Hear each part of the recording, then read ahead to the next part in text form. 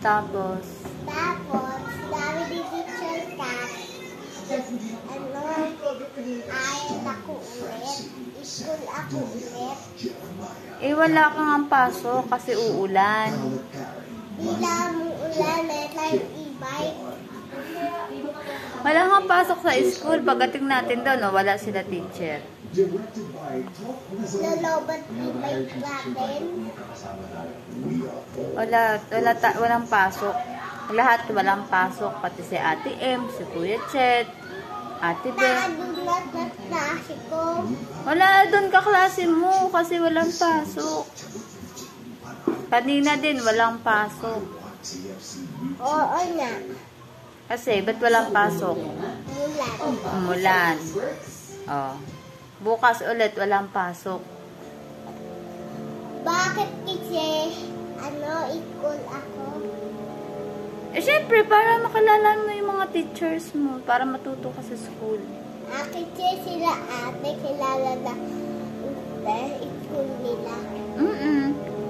May teacher sila, tapos may mga friends sila kasi marami silang classmate. Ikaw din, di ba? Marami ka ng friends sa school. Oo na, kilala ko na sila. Oh, sino yung mga classmate mo? Sila Monica. Bonica? Lahat sila.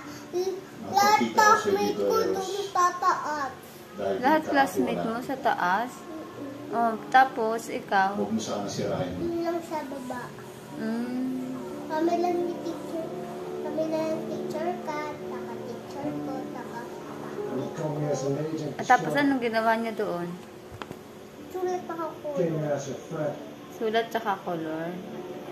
O, kain mo na pala yung gulay mo. Pakita mo kay teacher. Marunong ka kumain ng gulay. Tsaka uubusin mo yung gulay. Kanin muna. Isa yun. O, kain mo na kanin. Hey. Gamitin mo yung kutsara mo. Natakas mo ako.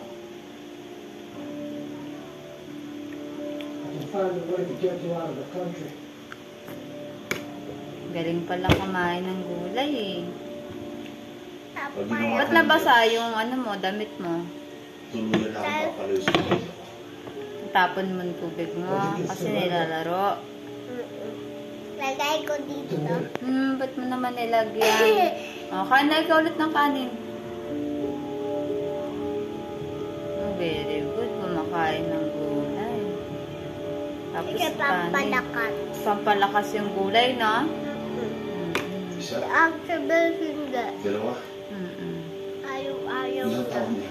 Dapat kasi kakain ng gulay na. Kung sa kanya sa kalang sana.